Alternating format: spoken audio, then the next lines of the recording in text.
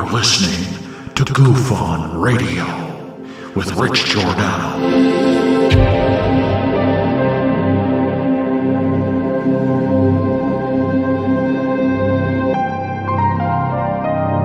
My personal belief is that there is very compelling evidence that we may not be alone.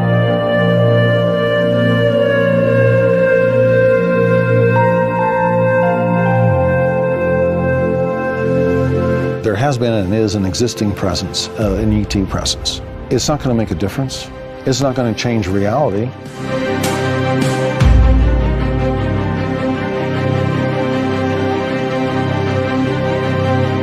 I believe, as do the other folks that were on the flight, that when we visually saw it, that it was something not from this world.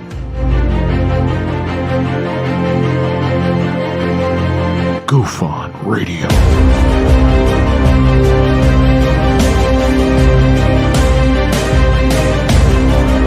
You were either in or you were either out, brother. But the cream will rise to the top, oh yeah. Goof On Radio with Rich Giordano.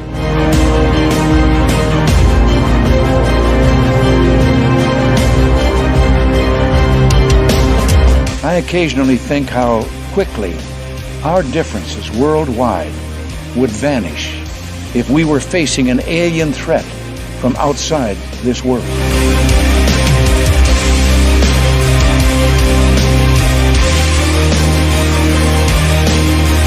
Goof On Radio. Remain seated, please. Permanecer sentados, por favor. You are listening to Goof On Radio with Rich Giordano.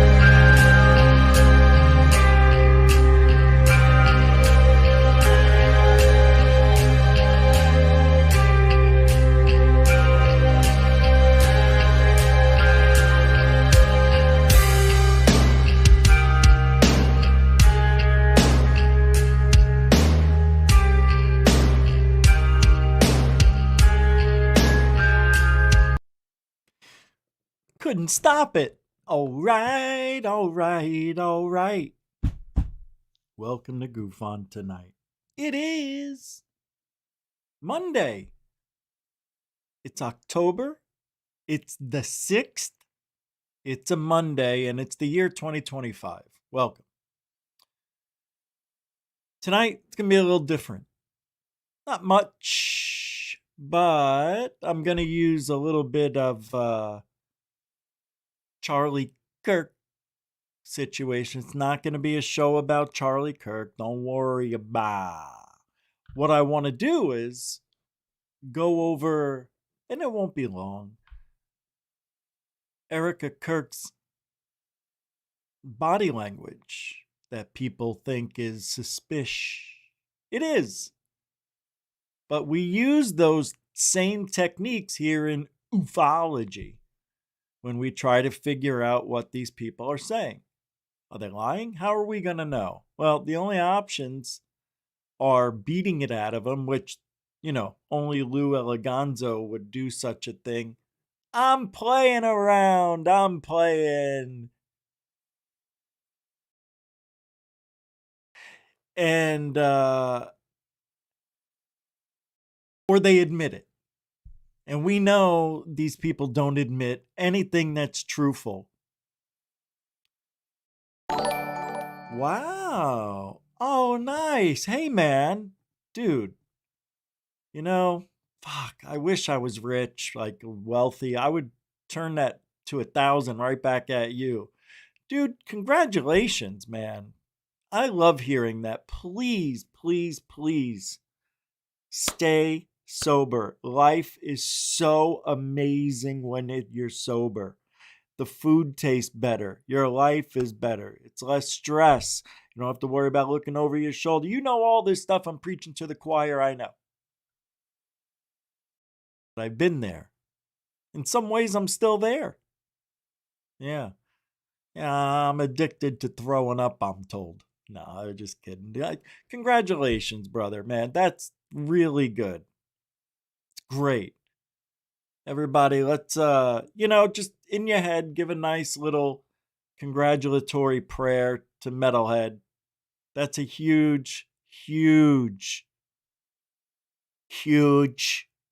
That's a huge landmark, man. You should be proud of every day forward. No. You can't put a price on your health. This I've come to a very right in your face, smack you right in your face realization these last few years. And if you're addicted to something, please get help.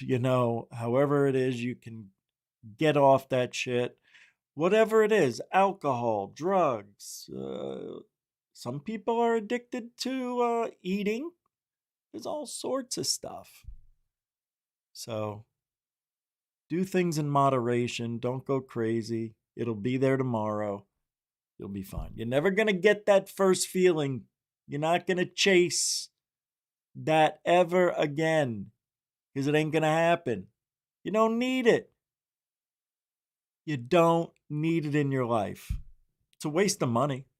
You might as well just throw your money on the floor. You have one good night, right? And then after that, you're chasing. You're never the same after that. I'm talking about gambling. What are we talking about? Drugs? Anyway, good for you, man. I fucking love hearing that shit. I love it. I do. And welcome to the show. We're going to talk about now. Look, wouldn't that be great if I could just beam you right here and let's do a lie detector test. I would love to see if you could pass it. Just for a goof. For a goof. Better yet, if we had one, I'd let people ask me questions. Now that's a show. See, we've got room back here. I have a table and I've got a lamp and a thing. If I could just get people to come over, we could do like a Joe Rogan type of show behind here. I mean, there's lots of room. It doesn't look like it, but there is. And I've always wanted to have something in the background where we could go back there and do experiments or do the Ouija board. Remember, I talked about that. It's kind of why I liked being in this setup. I got to do something. Something's got to change. Thank you, Metalhead. Welcome to the show. Congratulations. Jeanette, the angel of Goof On. Look at that. Right after we congratulatoried Metalhead. An angel's here. Slim Shady, welcome to this show. UFO 91, welcome to the show. Contrary 111, welcome to the show. Sorry, I've got a little agita. Oh, this weekend? Anytime you want, man. Tomorrow would be great, whenever. Message me. I'll send you my number again in case you don't have it. Yeah, we got to talk. I'd love to hear that situation. Welcome to the show, Scott Brown. Power Off, how you doing? Welcome, man. Brian Yates, how you doing? Welcome to the show. All right, folks. If I didn't say your name, it doesn't mean I don't love you. It means, we got some show to do, and we got to get going. Okay? All right. Well, an interesting one tonight. I like tonight's little show we got here coming up. Let me see here. Like I always like to warm up, get you guys in the mood. So I have heard, and I don't know about you guys, but I heard years ago, 4, 3, 2, 1, burning. All right. Lou Elizondo was allegedly living in a van down by the river. He was supposedly living in a mobile home, like the ones you actually drive. Was living in Wyoming on property. I'm not sure. But I remember him talking about Oh, yeah, I'm living it up. Oh, I've got millions. Because people thought he was doing this for the money, like me. And, the TV show and the book. The book, even it wasn't a huge success. It was a success in the ufological sense that it made the top 10. So he's doing so bad. Eleganzo, he and his new bombshells bar in Wyoming. UFO celebrity Lou Eleganzo at his new bombshells bar in Wyoming. A bar. He owns a bar now. Yeah. How does that happen? Huh? Do you see how he played everybody? Rich, what are you talking about? The guy did well with the book, the show. He gets paid thousands to go speak about nothing. Come on, give the guy a break. No. You're right. He makes his money fairly through speaking engagements and whatnot. It says he rose to fame in 2017 after falsely claiming he was the director of a Pentagon UFO program. By the way, this story is by Stephen Greenstreet. He enjoyed years of TV, movie, and book deals before his claims were finally revealed as fraudulent. See how that worked out?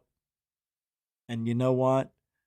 You still got schmohawks out there that are on the Lou Eleganzo side saying, the government did him dirty. No, they didn't. He did himself dirty. He is part of the dirt. For an older gal, she's kind of nice, right? Right? Is that his wife?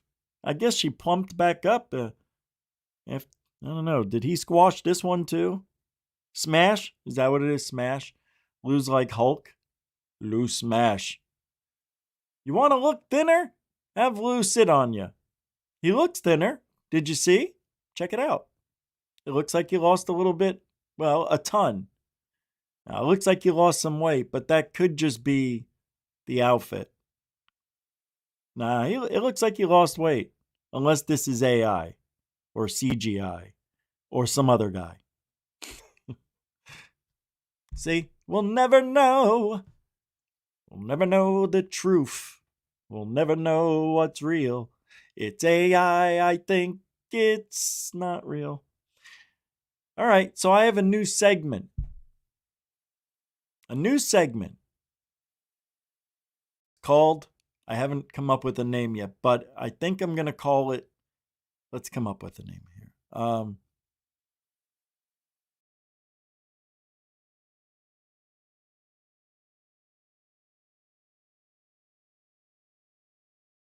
Okay, I got it. X marks the spot with Anjali. I see Anjali posting on X once a day minimum, usually, right? So I thought, because she posts some really controversial yet interesting stuff, I thought it would be nice if we shared it and, try to push some love over in that way. Plus, she's got a nice way of thinking, and I thought maybe other people would be interested. So let's, what did I call it? X marks the spot with Anjali. She says, riddle me this. UFO disclosure, UFO X, UFO Twitter, UAPX in the blue there, right? Where are the images of 3I/Atlas passing Mars, she says. NASA is shut down. Convenient, suspicious, but possibly coincidental. Irresponsible, definitely, but where are China's Tianwen 1/2 images? Yeah, true. The UAE's images, the ESA's images, statements from renowned astronomers and associations? Why the global silence? And what prompted this apparent internationally orchestrated radio silence on the most observed interstellar object in our solar system in modern history? That's right, the government shut down. Yeah, that's a coinkydink, huh? Met with silence. More questions than answers. You know, that is, wow. Why are they not, look, shut down or not? This is history. How could they not let us know? Are we missing something? Comment below with sources or speculations. Like, share, bookmark to further this discussion and crowdsource information. Dun, dun, dun. Very good, Anjali. It's X marks the spot. But Anjali, an interesting thought.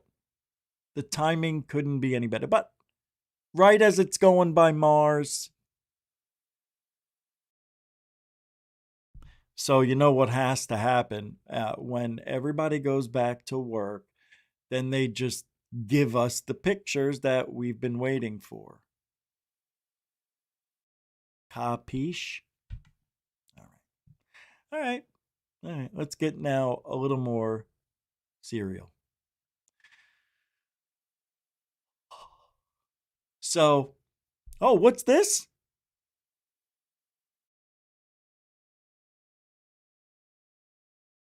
Wait, what is this? This is another one from Angela. Wait, could this be another? An Anjali, another post? How could this be?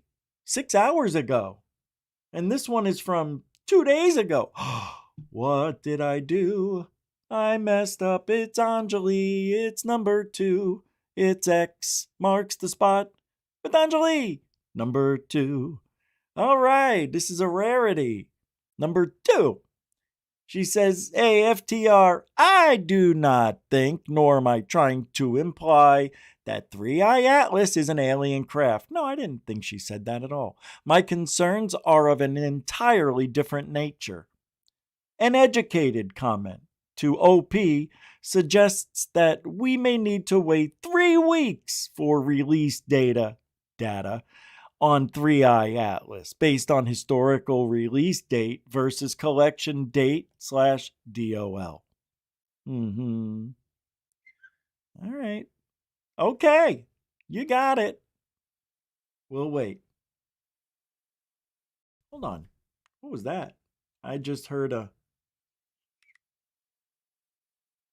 It sounded like an email. Let's get rid of that. All right. One thing I love doing is detecting a liar, a lie, a hoax, something where people are claiming something major and yet it's not. It's a lie. Why? Because people like to lie. Like to...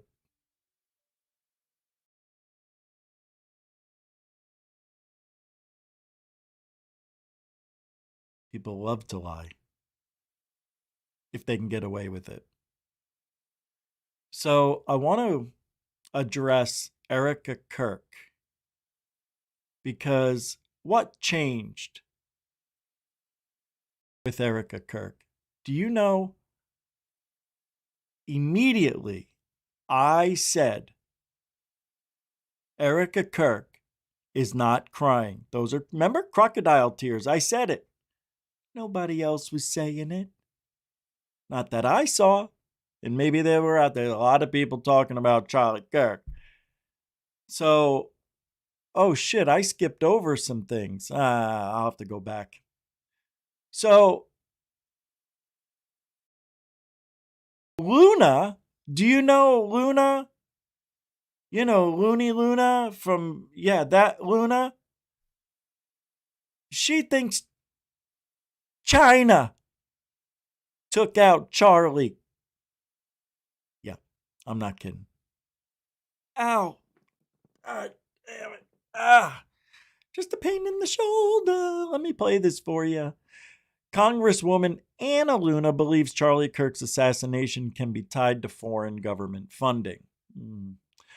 Here's why she thinks the Chinese are behind the killing of Charlie Kirk. I have a comment real quick. I am going to make a video, but I'm going to say it here anyway, just briefly. The way I watched all of this evidence and made up my own mind over the last month, pretty much, almost, I have come to the conclusion it is so possible that Charlie Kirk faked his own death to save his family's life. And they know it, or she knows it, which is why she's back to work, which is why she's okay not to cry like in front of everybody. It's okay she's talking because she knows he's okay. Did you know when he was in the casket and she leaned over, she took his ring, his wedding ring, because the body lost some weight and she didn't want it to be buried. She wanted it, and he always wore this nice big ring, right? Never took it off. I think she took it off of him because that's not, if you look at it, I don't know if those are his hands. But if you think about that, it's almost as if he said, "Can you get my wedding band? I really want that." "Yeah, honey, don't worry." So if he faked his death, he could never show his face again in public forever, for his whole life. And if he did show his face in public, it would have to be because something or the government or someone was out to get him again, and that was the only way he could save himself. I don't know. But if you think about what makes the most sense, and I'll put it all together later for you to make you see why it's possible he's not really dead. The lack of blood, the lack of an exit wound. The guys are smiling while he's on the ground, and there's no blood on anybody.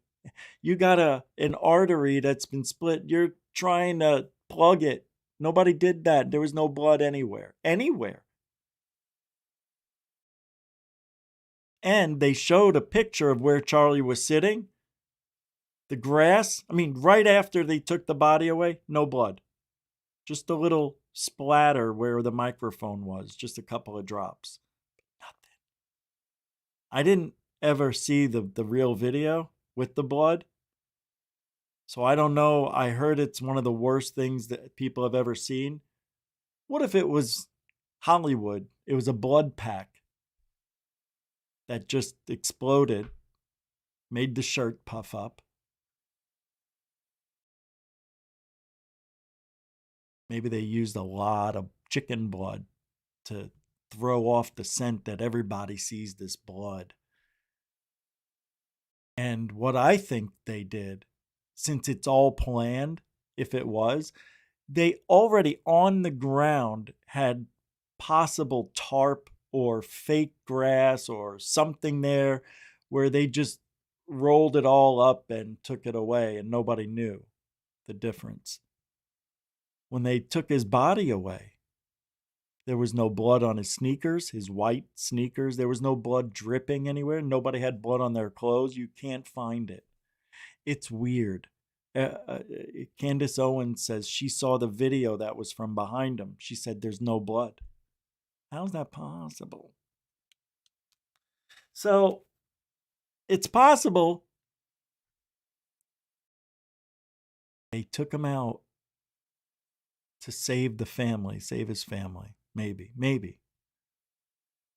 Like, let's say it goes like this. He gets wind of some faction that wants him out.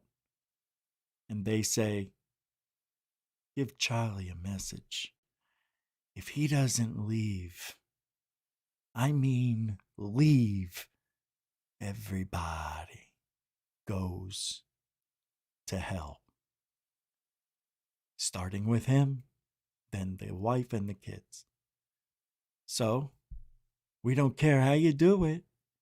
Just get out. Shut up. I don't know. Who, why, how? It's done and over with, right? This is what happens in ufology. We have the same conspiracy, the same, well, not death, but the same type of covering up, the same lies. Now, what I just said is pretty. You can't prove it, but you can't prove anything that the official story is completely shattered, in my opinion. Yeah, it's weird. But let's take a look at what Luna said. She thinks China is. Oh, I already got it ready. Here we go. She thinks China's responsible. That's huge to say. Huge. You kidding me? A lot of questions as to whether there was foreign government involvement. In which one? In the assassination of Charlie Kirk, right? Okay. So like we're going to address these theories right now. Back during the ICE riots, do you remember all of that at the beginning of the year? Mm-hmm. A lot of people were like, where are all of a sudden these big violent riots coming from? Who's funding these organizations? We found out that there was a foreign funding tied to an individual by the name of Neville Singham, who's a multi-billionaire. And he made his billions by working with the communist Chinese government. And he would take, and he's not a registered agent, a foreign agent, which is a FARA violation. So he's taking these millions, funneling it into organizations like the Party of Socialism and Liberation, who then in turn create these very radicalized movements, but they're not even American in theory or funded by American people. They're actually funded by foreign governments. Hey. The irony in all this is that Neville Singham, not just to Mandani. Don't send me anything like that, please. Yeah, don't send me any blood. Here's what I'd never want to see videos of. Gruesome shit and animal or child abuse. I don't want to see it. If I do see it, it'll make me upset. And I probably will be like, hey man, don't send that shit.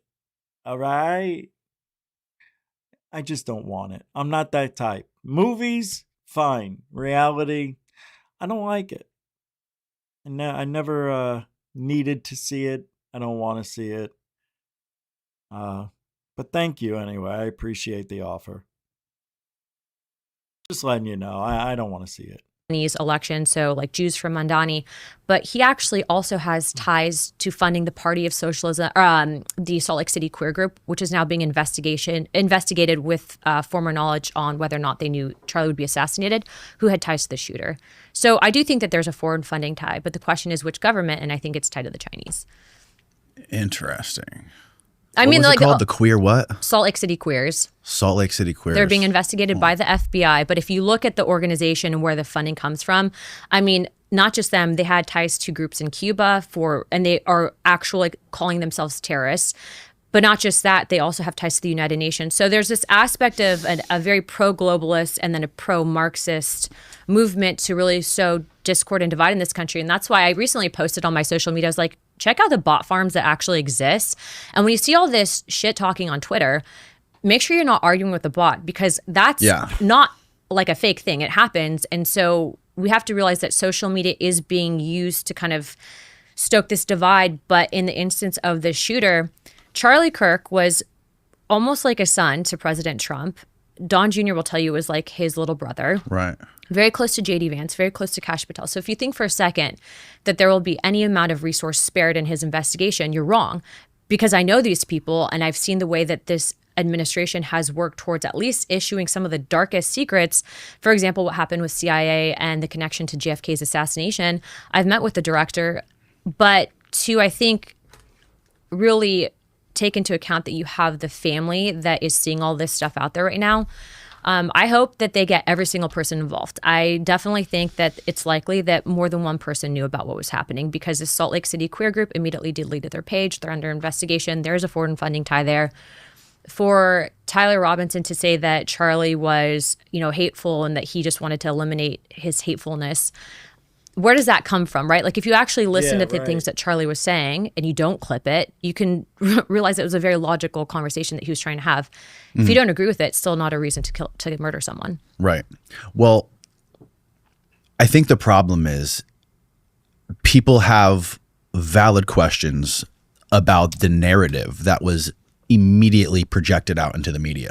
That obviously, if anyone with half of a brain can see that there are massive holes in it, there's big questions. There's the things like the Discord thing where Discord came out and like denied it. There's like the rhetoric. They're being subpoenaed too, by the way, to go testify before Congress. So they're going to be coming to testify before the Oversight Committee. Yeah. And then like the way he wrote the messages, which doesn't seem like something a 20-year-old would write.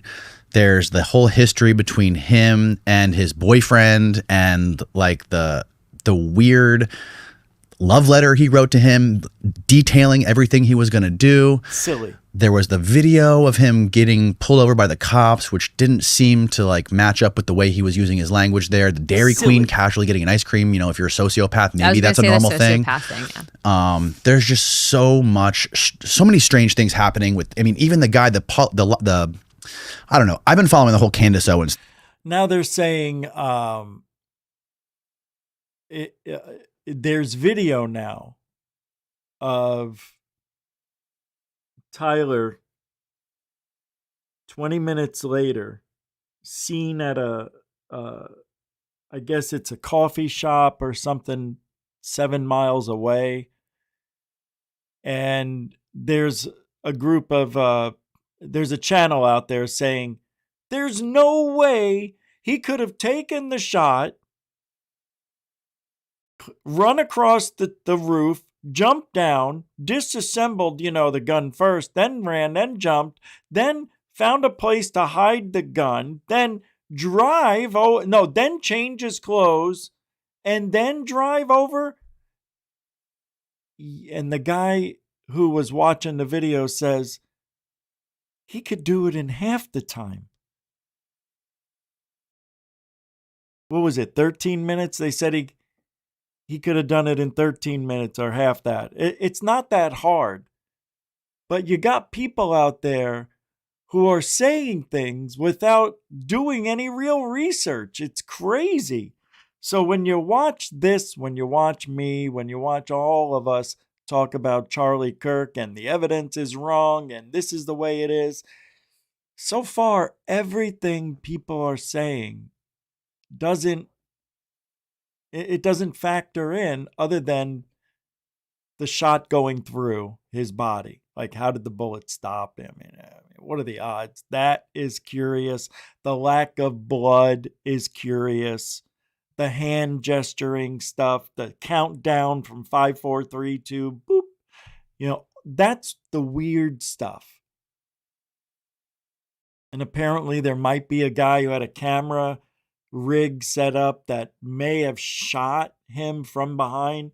As the shot, beep, the guy takes the shot and then he just backs up out of view, very calmly, very slowly, like it was all planned.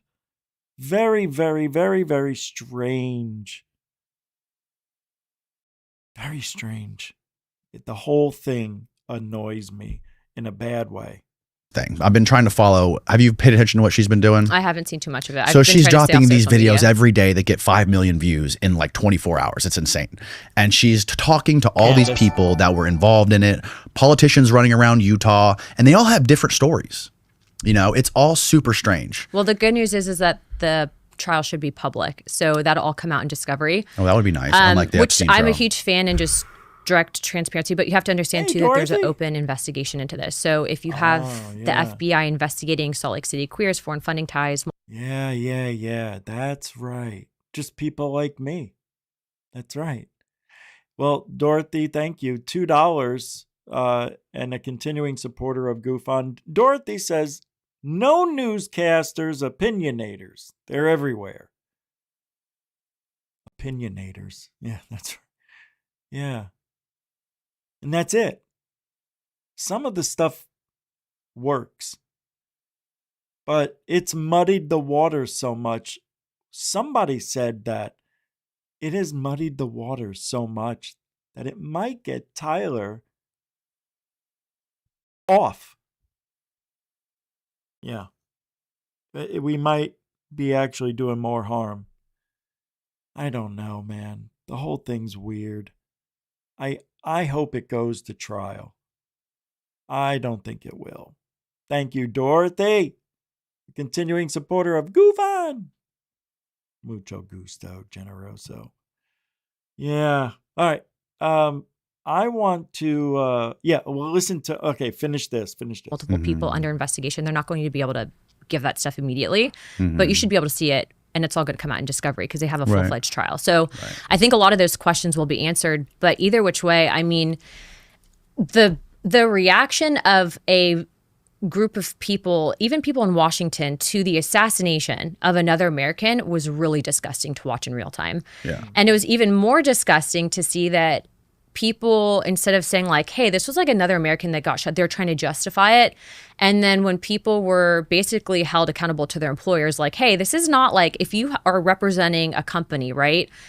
You probably shouldn't be like saying, great, kill his wife next. And that's what some people were saying. I actually worked with the some of these different social media companies, and I was like, hey, there's photoshopped images of children with blood splatter on their face saying Charlie's kids are next. Do you think that this is against your terms and conditions? And I will say to even the attorneys over at Blue Sky, which is a left-wing version of Twitter, they're like, this is not what our platform is supposed to be used for. And so when people violate the terms and conditions of usage, we're going to delete the stuff. So that's not necessarily cancel culture. That's just, hey, you guys have terms and conditions you agree to. And by the way, you probably shouldn't be calling for the assassination of his children. Right. Totally agree with you on everything. That's like a very common sense thing. Totally. And all right. Now I want to get to somebody thinking they can prove Erika Kirk, the wife of Charlie, is a liar and an actress, and a very bad actress, faking her tears, the story, the whole nine. This is hard for me to play. This is a very emotional part of the show. I'm just kidding. All right, I'm going to play this. It sucks. It really does. I don't like doing this, but in ufology, assassinations can happen. Who would be a target in ufology? Who do you think would be a target? Who? In this field, who is a threat to the government's secrets? Eleganzo? Blink 182? Tom DeShlong? No. Who? Who are you? So this is why I like watching body language, facial expressions. What do they call those? Micro expressions, right? Because they happen real fast. You don't even notice it. You know, Charlie Kirk had more tics and quirks 2 weeks before he got, binked. I think I actually said it on the show, and I go, Charlie Kirk's angry because when he talks, he goes like this a lot, and when Israel, and he makes this angry face. It's hard to do. I have to see him do it, but he had a lot of tics. All right. This girl, Nadia For Real, is the channel. I'll put the links in the show description when the show ends here, so you guys have all this info. She says she's lying, and I'll prove it. So I like this girl. I think she does a really good job. So take a listen. I keep getting asked what I think of Erika Kirk, her speeches, her recent behavior on the podcast, and if I think that any of it is real. So I'm here to assure you with 100% certainty that I'm not buying it. Now, before you come at me in the comments, keep in mind that this is just my opinion. You might have a different opinion, and that's fine. I'm not here to change your mind. But if you watched her thinking something's off, I agree. And today, I'll show you the tells in her first speech that led me to the conclusion that she's full of it. Let's get into it.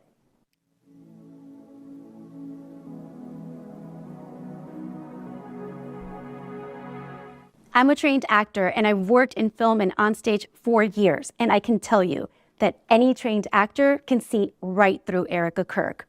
Good actors have different methods of getting into character. This allows them to express the genuine emotions that the scene elicits. But bad actors always have the same MO: exaggeration and melodrama. One of the biggest tells of a bad actor is gesturing, also known as the Vanna White effect. If you don't know who she is, Google her. For example, they deliver the line, "I have a headache," while rubbing their temples or grabbing their head to show you how much pain they're in. But does anyone actually do this when they really have a headache? No. The challenge for the actor is to live as if something were true while knowing that it's not. A good actor can temporarily suspend their disbelief to create an illusion for the audience. But when the actor can't even get themselves to believe the lie, they gesture to try to convince us to believe it. And Erika's entire speech is just one big gesture after another. I can already hear you saying, well, Erika isn't an actor, but I disagree. She's just a really bad one. The first red flag for me wasn't anything in the speech, but in the timing of her address. She had just seen her husband get shot and killed right in front of her 2 days prior, but was somehow still able to deliver a 17-minute coherent speech in full hair and makeup. Whether it's your spouse or not, witnessing a traumatic event like that has marked effects on a person's ability to function, at least temporarily. Sudden, severe trauma causes not just emotional distress, but cognitive dysfunction, because the amygdala, responsible for fight or flight and for our emotions, is in overdrive, which causes the shutdown of the prefrontal cortex, where we process information. That's why people who experience sudden, severe trauma are often rendered speechless. But not Chatty Cathy. She had plenty to say and did so without a hitch. The second red flag was the sound quality of the video, or I should say the lack of it. Turning Point USA has access to state-of-the-art equipment, so why wasn't she mic'd? Even if they'd only used the internal mic from the camera, we still wouldn't hear this excessive amount of crackling static. In my professional opinion, this sound effect was added later with editing tools to make the recording sound off the cuff and unplanned, which then leads me to wonder what the metadata would say about the date and time of this recording. I'm not making accusations, I'm just wondering. As we go through this speech, I want you to notice something really strange. Not the fact that she's not actually crying, because you can see that for yourself, but I counted 7 times that she pats her dry eyes with a tissue, and every single time, she only pats her left eye. Does anybody know what that means? When someone only pats one eye, notably the left? I don't know what it means. I've never heard of that.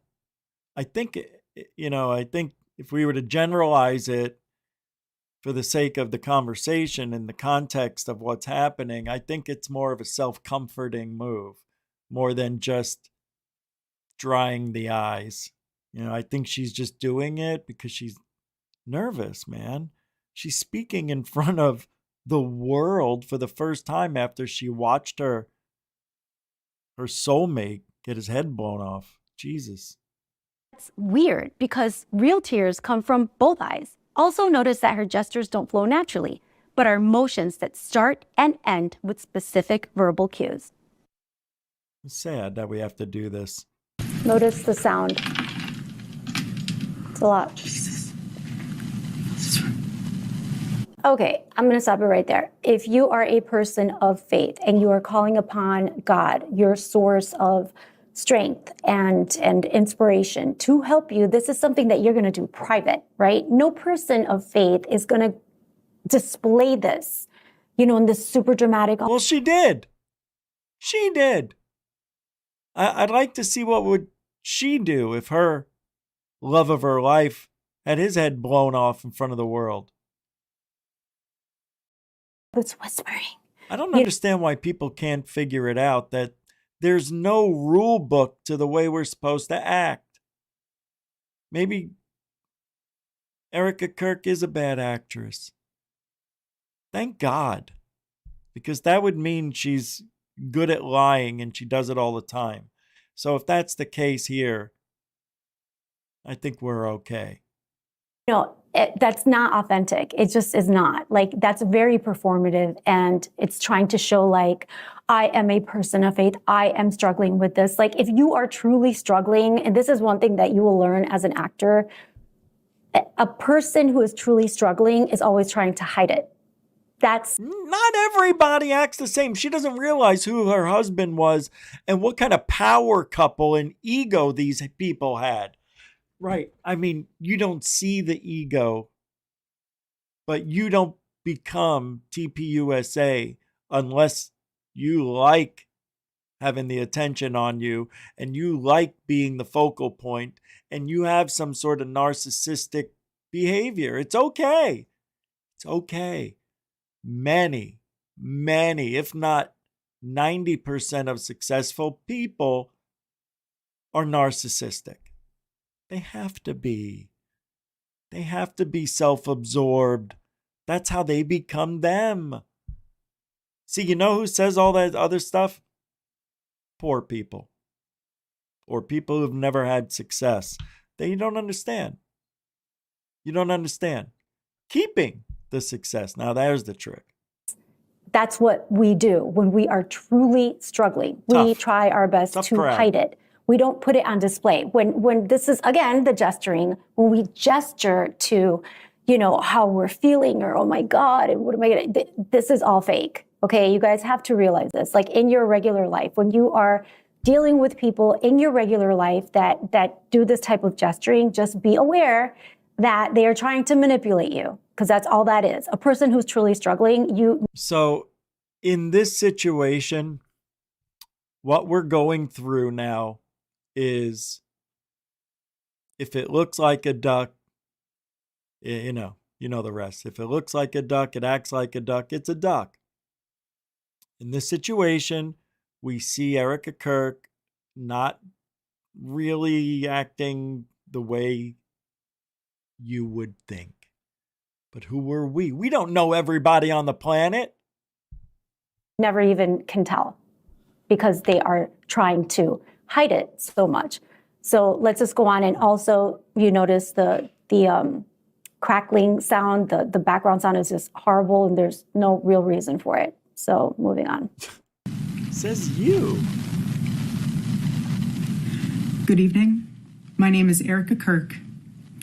Charlie Kirk is my husband. I first want to thank the local, state, and federal law enforcement who worked tirelessly to capture my husband's assassin so that he can be brought to justice. I want to thank the first responders who struggled heroically. Okay. Oh, I hate that. This, again, is intolerable to me. I'm going to try to keep it together because I told you guys I would, give you all the tells. But this heroically, like, that is inauthentic.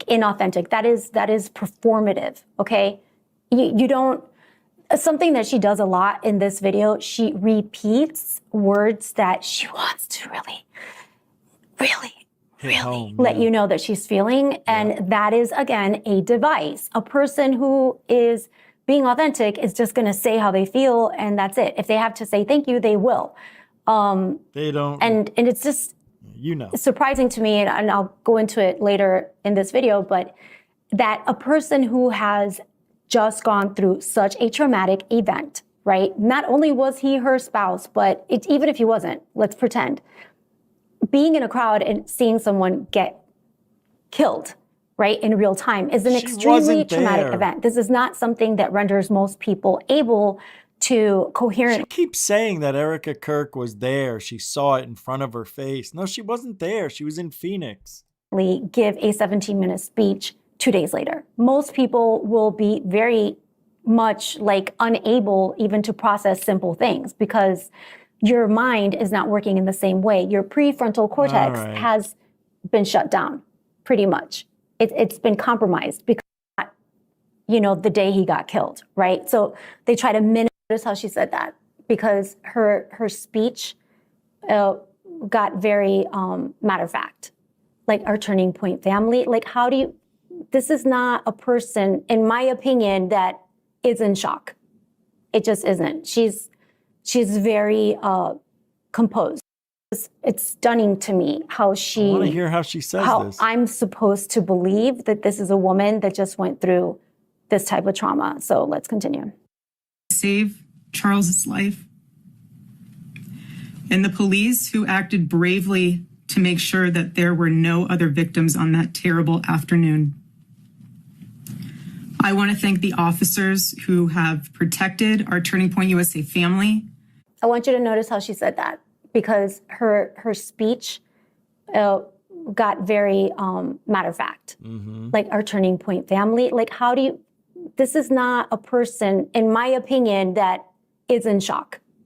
It just isn't. She's very composed. And just let me see if I can replay it. But there Victims on that terrible afternoon. But there are people out there who can be composed. I can do it. When my sister's husband died, and I see her at the funeral, you know, and all that stuff, you know, people are coming in to be seated and she's saying hi to everybody. And I didn't say anything at the time, but, you know, she was just, hi, how you doing? Yeah, what's up? But she had a week almost, you know, to prepare. Erika Kirk was doing this, 2 days later? 3 days? How many days? Well, it wasn't long after. It's so weird. And I asked my sister, I go, how did you not cry? Like, the whole time you're there, she's like, I'm done crying. I've cried for months. I go, oh, okay, I get it.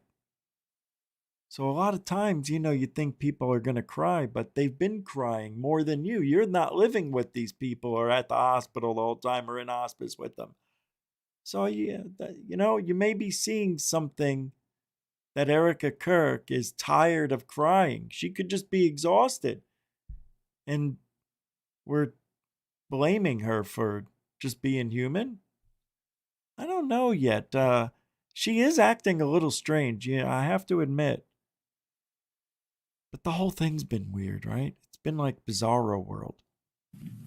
Also, I want to say that terrible afternoon. So when investigators, for example, are interviewing a suspect or a possible suspect, right? One of the first things that they do is they try to distance themselves from what actually happened. So that terrible afternoon, not, you know, the day he got killed, right? So they try to minimize what actually happened, and they try to minimize also like their involvement in it. And sometimes they will even talk about themselves in third person. So everything's kind of like pushed away. So that terrible afternoon, well, I don't know, but I would think that it's more than just like terrible. Like, you lost your husband in this very tragic and violent way. Like, I think it goes beyond terrible, but why is she diminishing it? Let's go on. I want to thank the officers who have protected our Turning Point USA family. See how matter of fact? These past 2 days. So matter of fact. And I want to thank the Turning Point USA board. The board. The COO, Justin Strife. The COO, the board, this is what you're thinking of? This is what's on your head? You know, this girl's pissing me off. I didn't watch this whole thing. I didn't think I needed to yet, but she thinks that everybody has to act the same way. This is a stronger than normal person. This is somebody who's been dealing with death threats for a long time, her and Charlie. And the possibility has been discussed. And, you know, in a way, they were both probably prepared as much as you can be without thinking it's ever going to really happen. You live your life, and whatever happens, happens. You know, that day, that terrible day, the way she said it, what is she supposed to say? the worst effing day in my freaking life. Like, this woman has maybe a little more class, you know, and maybe a little bit more brave than you. God, not everybody acts the same. I do see the weird anomalies with what she's saying, but I don't think it's for nefarious reasons. I think it's because she's exhausted, she's tired, she really doesn't want to do this, and she's doing it. Maybe. Charlie and her had talks about continuing if he was dead. How quick do I mourn? Do I just mourn? Never show the weakness. Don't let them see you weak. You can mourn, but move on. I'm sure he said that. I would say it. Don't show any weakness to the enemy. Don't let them think they won. Don't let them think they brought you down. Maybe that's what we're seeing. She's having a hard time covering up her real emotions because she's trying to be brave, as Charlie asked, in case this happened. Maybe, you know? Maybe. I'm going to move on to another person who also thinks Erika Kirk is a lying fake. I think we have a little more body language analysis here. So here we go. This one, and I'll put the link to these videos in the show description, so you'll have access as soon as the show ends or 5 minutes after the show ends. Just give me a chance to load them in. This next one is from the Behavioral Arts. 1.5 million subscribers. And this one is what changed with Erika Kirk. Body language analyst reacts to Erika Kirk. Here we go. We'll start it right at the whip wham. Yep. Go. Weird. We're not going to be tweeting as if it's him. That's tone deaf and really disturbing. And anyone who does that's like morbidly off. What's going on, everyone? Welcome to the Behavioral Arts. My name is Spidey, and I use my degree in sociology and psychology, my certifications in criminal interrogation and body language analysis, and my experience as an award-winning mentalist to teach people behavioral analysis and practical psychology on stage and television shows all over the world. Shortly after the tragic loss of her husband, Erika Kirk appeared on the Charlie Kirk Show podcast to talk about the future of the program. However, her demeanor sparked a lot of controversy online. Some saw it as uplifting and faith-driven, while others questioned its tone so soon after tragedy.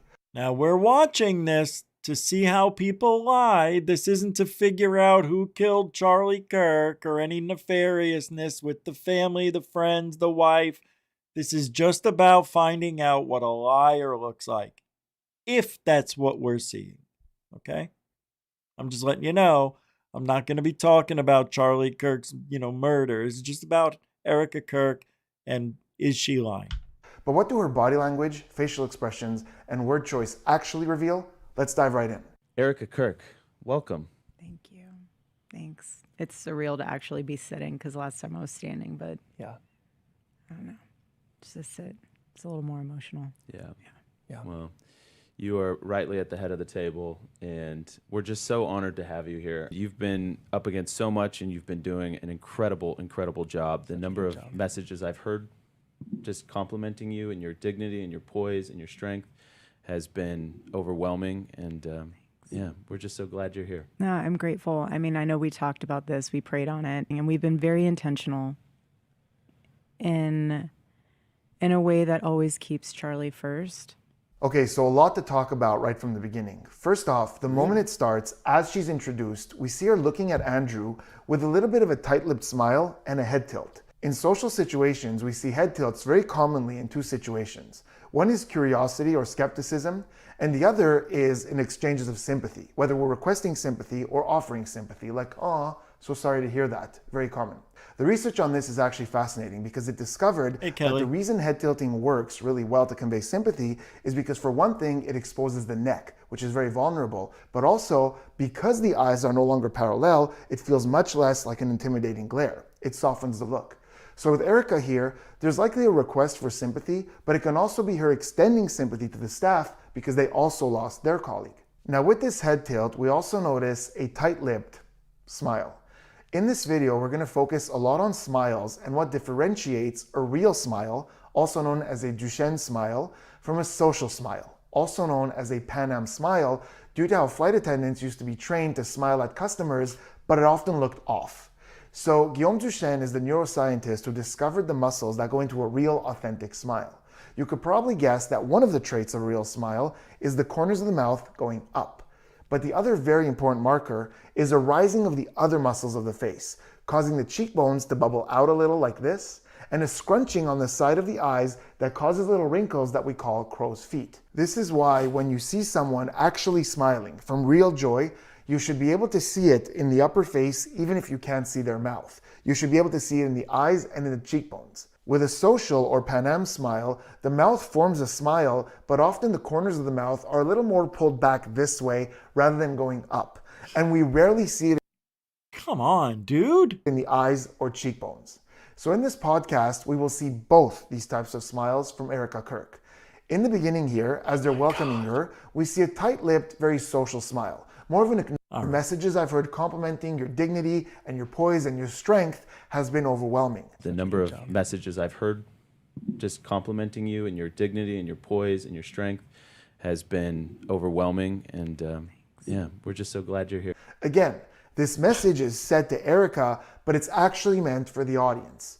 This is likely something that he said to her before the cameras were on, not to mention that she's seen the very same messages, she's heard the same messages, but this is a way to let the audience know how overwhelmingly positive the messages they're getting are. This could also be a way to minimize the critics that are commenting on social media by explicitly saying how overwhelmingly positive the feedback has been. So both of these moments are subtle attempts at perception management. They're saying these things to each other, but there's a little message in there for the audience. Finally, the last thing that I want to touch on is something that I'm sure a lot of you noticed, and it's the fact that right at the end, the moment she mentions Charlie, she looks up.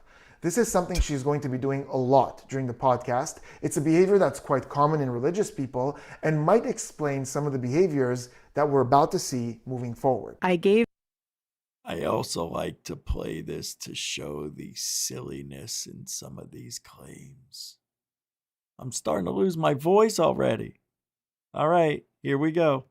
Assurance to people that Turning Point USA is continuing, and it is. I mean, we are so blessed to have more work than we even could ever dream of. I mean, it's beautiful, and Turning Point Action, full steam ahead. So powerful. All of the other programs within Turning Point USA, everyone knows what they're doing. Everyone has their marching orders. And the show, when we talked about this, became very intimate for me because I was there from the beginning of all of it. And I'll never forget 2020 when literally the world stood still and Charlie and I would go hiking every morning. And we would just talk about what life, the crazy things going on. And okay, so here we're really seeing her body language come to life. For one thing, we are seeing a lot of Duchenne smiles. Her face and eyes are very much engaged. And it happens a lot when she's talking about their work and their mission, and when she's reminiscing about the good old days with Charlie. She's feeling genuine happiness when it comes to these things. Now, there's been quite a bit of conversation online as to whether or not this amount of happiness is typical, given the circumstances, and later on in the video, when we've seen a little more, we'll address that. But for now, just note that these are behaviorally real moments of joy. And the smiles are not the only thing coming to life. We are also seeing a lot of eyebrow flashes. This is when the eyebrows go up mid-conversation. Now, the research on eyebrow flashes tells us that universally, it happens in three contexts very often. The first one is with emphasis. We emphasize with those eyebrows, and it's very often accompanied with vocal emphasis as well. The second one is some sort of social connection or approval, like when we greet someone and those eyebrows go up. And the third is with surprise. So think of the eyebrows as the exclamation point of the face. When something is important, those eyebrows go up. So in this clip, we saw, and we're going to continue to see, a lot of eyebrow flashes with Erika Kirk. But a really major one that we just saw in this clip is when she said, "I gave assurances to people that Turning Point is continuing." This is emphasis. It's important for her to make sure the viewers know that they're going full steam ahead. And a major point of this podcast is to give those assurances and talk about what they have in store, the mission. This would also explain why she looks right at the camera and smiles as she says this. She's talking directly to the viewers. Okay, so her smiles and eyebrows have come to life, but you'll also notice her arm has come to life. Not her arms, her arm. Because moving forward for the rest of the interview, we could see that her left arm is quite animated, doing what we call illustrators. These are gestures that we use to illustrate what we're saying, but most of the time, her right arm is very still. Her right arm is very still? Oh, really?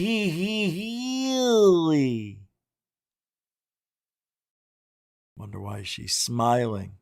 And those eyebrows are dancing. Mid-sentence. Oh, yeah? Show us the camera underneath that table. I bet there's a little bean under there.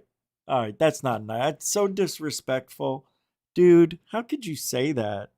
This is really interesting and caught my attention because it's unusual to see someone illustrate with only one hand, especially this much. Like, notice how when I speak naturally, it's normal to illustrate with both hands, and sometimes they're synced. I can't do it. I can't listen to that guy's voice.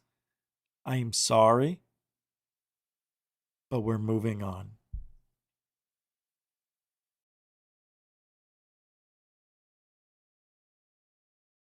Okay.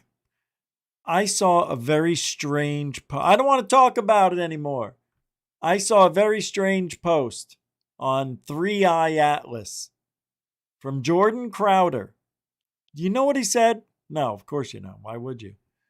He said 3i Atlas is a seed. Do you know what that means? Let me read. Oh, yeah. Oh, come on.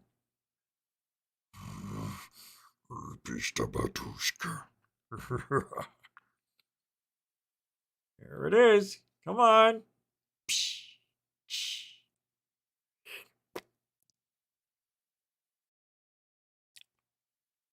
All right. Whatever. Doesn't matter. Here we go.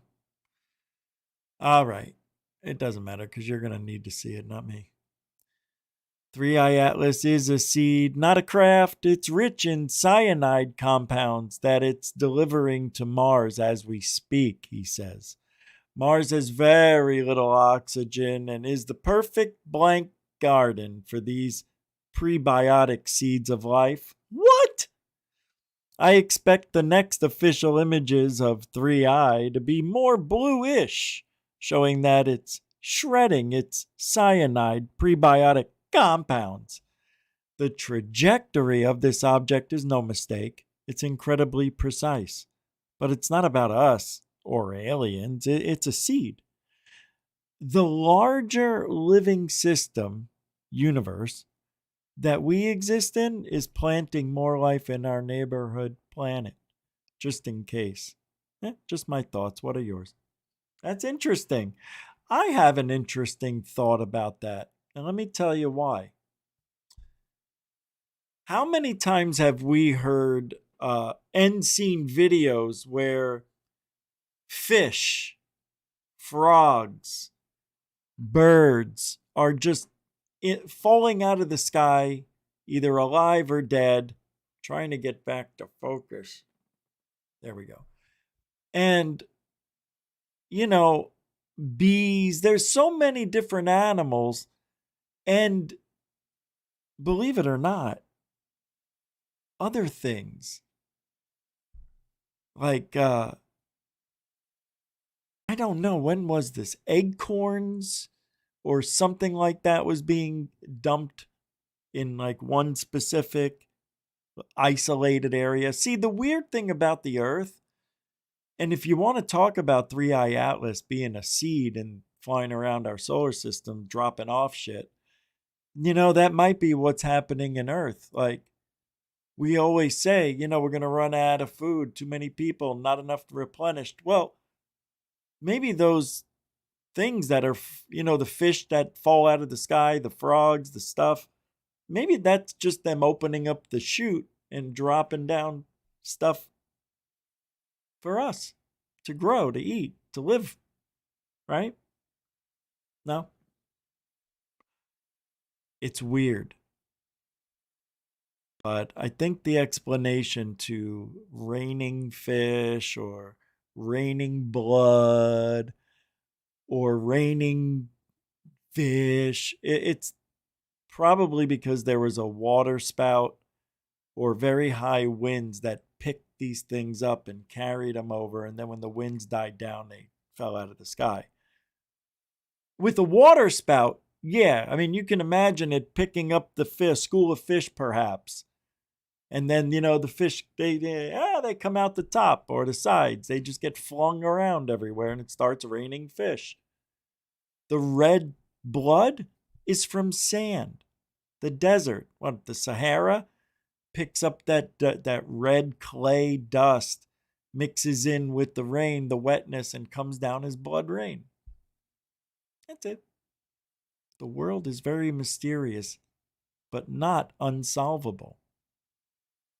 Soluble? I don't know. All right, one more. What do we got here? Did I already? Yeah, we did that. Nusatelli, the very first whistleblower we saw a couple weeks ago, and Chaz King Vandenberg UFO base. Wait, what? Nusatelli and King just dropped a wild update on the Sol Forum. UFOs keep showing up over Vandenberg Air Force Base. Same flight paths, same timing, same silent formations. It's not a one-off sighting anymore. It's a recurring, pattern. So there's a 5-minute video here. Okay, guys. I love this. Let's listen in. What are they talking about again? Exactly. I don't know. They're saying UFOs keep showing up over Vandenberg Air Force Base. Come on. I say, so what? Prove it. Where is the evidence, the videons? Where is it? We got Peter Scoffish, Leslie Kane, Chaz King, and Nucatelli. Yeah, so I could start off, and then Chaz could add to it. So it's one of our most important military strategic space launch sites. And during that time frame, it was the primary test bed for the National Missile Defense Project, which was a brand new initiative by the Bush administration. And they were, that was basically next generation tech that they were developing and testing. The other things that go on there, they develop over, these are multi-year projects where they develop a new piece of technology, space-based technology that can be a satellite system or some kind of called Wine 11. These are typically unique, one-of-a-kind instruments or technologies. And then they will assemble and transport, then launch those assets into space. So the launch that I referenced in the hearing was a NRO launch with one of these critical assets. This was a unique piece of technology that was supposed to give us game-changing domination in the war on terror. This was going to be a game changer for the United States to dominate air and space. So this particular launch happened in 2005, around the time of the encounters that I had and some of the other people. So like 2 years after Chaz's event. And like I said, we had 500 Air Force cops guarding that launch and other intelligence services. I worked intelligence on that launch. We had real world threats. People did not want that launch to happen. And Chaz and I and our friends were out mitigating those threats in real time. And that site is Space Launch Facility 4. That's exactly where Chaz had his event. And that's where we were launching that NRO rocket from. And that site is regularly is. Look at the excitement. Which one of these is not like the other? What is the same that isn't for one of these? That's right, Chicken Coop. He has no glasses. What's the next interesting thing? Which one of these is not like the other? That's right, Larky Derry. Leslie Kane is the only man up there. You got that right. All right, let's continue. The right word, but that site is visited by UAP over and over again.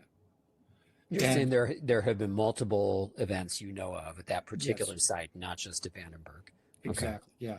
And so right now, you don't mean only drones or other strange aerospace assets of U.S. adversaries. You mean UFOs in the class? These are UFOs that show up while we're on duty multiple times over multiple years. There's a pattern there. And we can only assume it's because they're surveilling our technology, right? And we can't prevent that from happening. There was really nothing practical we could do to prevent those UFOs from showing up.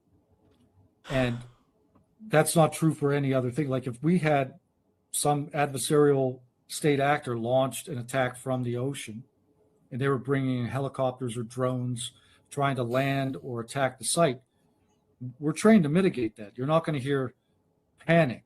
You're going to hear excitement and things like that over the radio. Excitement. So, these guys have deployed. They'd already been at war for 3 years by that point, and they're not easily panicked. They know how to respond to real world threats. But this object radio, so something is going on that's out of the ordinary. So okay, yeah, and that site is where SpaceX launches from now. So they've been launching there for many years. That was all SpaceX here. I think we're losing Jeff. I think Jeff lost. Blah blah blah blah blah blah blah blah blah blah blah blah blah blah UFO.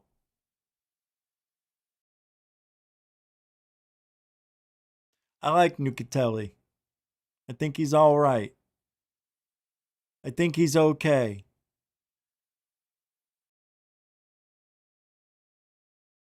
Do you know Danny Jones was telling Luna about the work of that guy? Ishtak Bentov, and how the CIA used his work to solve consciousness? The CIA learned how to transcend dimensions with consciousness. We'll talk about that tomorrow. That's it for tonight. Yeah, we'll do that tomorrow. I want to do a consciousness show tomorrow. Yeah, I may get somebody to join me because I'm not the smartest when it comes to that. I'm the best. All right, I am one of the smartest when it comes to that. But to be honest, it would be fun to have somebody who knows the ins and outs of the consciousness world. So I'll see who's out there. Yeah, thanks for hanging out. Moderators, super chatters, thank you for doing a really good job making this show in the chat room enjoyable. What's that? Oh, we've got, I thought that there was a poll. Huh. Could have sworn I put a poll up there, but no poll, no glory. What was I going to say? Hey, if you want to help support, all the links are in the show description. You can still help with the super chat, super sticker, or PayPal or Cash App. And thank you, everybody, for hanging out. Hey, look, hey. You ain't looking up.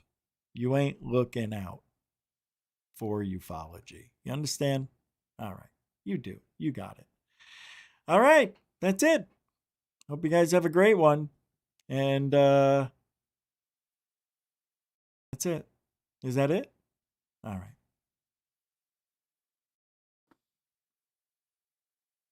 I was told that's it.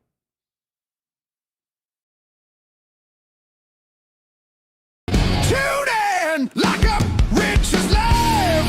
Alien Blast.